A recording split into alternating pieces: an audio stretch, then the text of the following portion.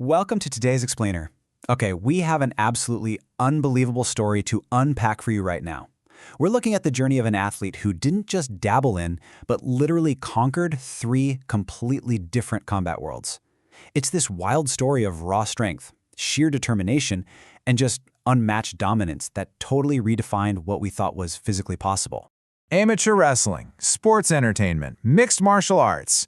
Now, it's incredibly rare for one person to achieve absolute, undisputed dominance across just one of these arenas, right? I mean, to excel in just one requires a lifetime of dedication, but to rise to the very top of all three, that places you in a category entirely of your own. Let's dive right into this timeline because it gives us a great roadmap of his meteoric rise. It really shows the sheer volume of his accomplishments over such a compressed period of time. I mean, from being born in 1977, grabbing an NCAA championship in 2000, making his WWE debut in 2002, capturing UFC gold in 2008, and then roaring back to WWE in 2012, the guy didn't waste a single second. Section 1. The Farm Boy Origins. Long before the bright lights, the roaring crowds, and those massive world stages, his journey started in a much quieter, definitely tougher place.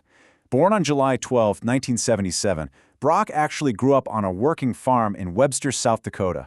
And you know, growing up in that environment, it made back-breaking hard work an unavoidable part of everyday life. There were literally no days off on the farm, and that setting really laid the groundwork for everything that followed. That farm-grown work ethic forged two absolutely crucial things: incredible raw physical strength and an intense competitive mindset. From a super young age, these basically became his ultimate weapons. And we're not talking about cosmetic strength built in some fancy air-conditioned gym. No, this was functional, everyday power, combined with a mental toughness that would later help him become one of the greatest combat athletes in history. Section 2. Conquering amateur wrestling. So he discovered his real passion for wrestling during his school and college years, right? And he applied that foundational farm strength to basically set himself apart from literally all other competitors. Which brings us to the year 2000. This is the pivotal moment when all his exceptional athletic ability culminated in his first massive national-level achievement. He won the NCAA Division I Heavyweight Wrestling Championship. Now, winning this championship is no small feat. It officially established him as one of the absolute best amateur wrestlers in the entire United States. He wasn't just strong, he was a highly skilled, elite-level collegiate athlete, a real force to be reckoned with. Section 3. The next big thing. What's really fascinating is that just 2 years after his NCAA win, he officially signed with WWE and made an immediate seismic impact. We can kind of break down his rapid ascent into three core traits: unmatched athleticism, an intimidating presence, and just explosive power. He was this behemoth of a man who somehow moved with the speed and agility of a much smaller guy.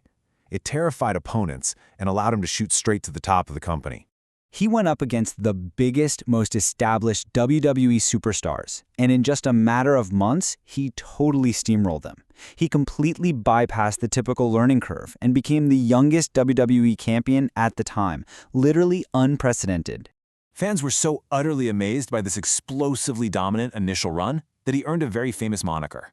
They called him the next big thing. And honestly, he lived up to every single letter of that title. Section 4. Proving doubters wrong.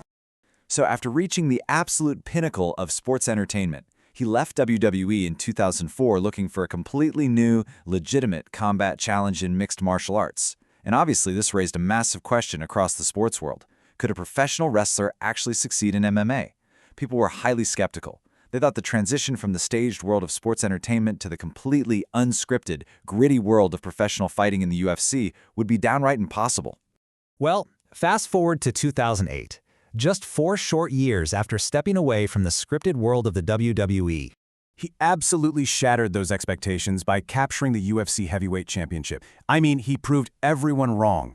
Becoming a world champion in the UFC cemented him as one of the very, very few athletes in history to achieve major, top-tier success in both professional wrestling and legitimate mixed martial arts. It was a real game changer. Section 5. The Beast Incarnate returns. Now, after conquering the UFC, he made this dramatic return to the squared circle in 2012. But he was no longer just the next big thing. Actually, scratch that. This era introduced his evolution into a terrifying new moniker, the Beast Incarnate. He was now presented as an absolute, unstoppable force of nature. He used his incredible power and ruthless intensity to absolutely destroy his opponents. And that unstoppable force culminated at WrestleMania 30, resulting in one of the most shocking moments in wrestling history. Brock Lesnar defeated The Undertaker, officially ending his legendary undefeated streak and literally silencing an entire stadium. It proved, without a shadow of a doubt, that nobody was safe from the Beast. Section 6. A Legacy of Dominance. When we summarize this incredible timeline, his cross-platform dominance just becomes undeniable. I mean, look at this. His trophy case houses the NCAA Division I Heavyweight Championship, the UFC Heavyweight Championship, and multiple WWE and Universal Championships. This is the kind of crossover dominance we may never, ever witness again. Today, Brock Lesnar is remembered as a global icon of strength and competition. His journey from a hardworking farm boy in South Dakota to a multi-sport world champion remains one of the most remarkable, totally unique success stories in all of sports history. His ability to dominate across such vastly different disciplines, it makes him incredibly unique. So, as his legacy continues to inspire millions of fans around the world, you really have to ask yourself, what modern athlete could ever hope to conquer 3 completely different combat worlds again? It's a fascinating question, isn't it? And it really highlights just how one-of-a-kind Brock Lesnar's legacy truly is. Thanks so much for joining me for today's Explainer. Keep asking those big questions, and I'll catch you next time.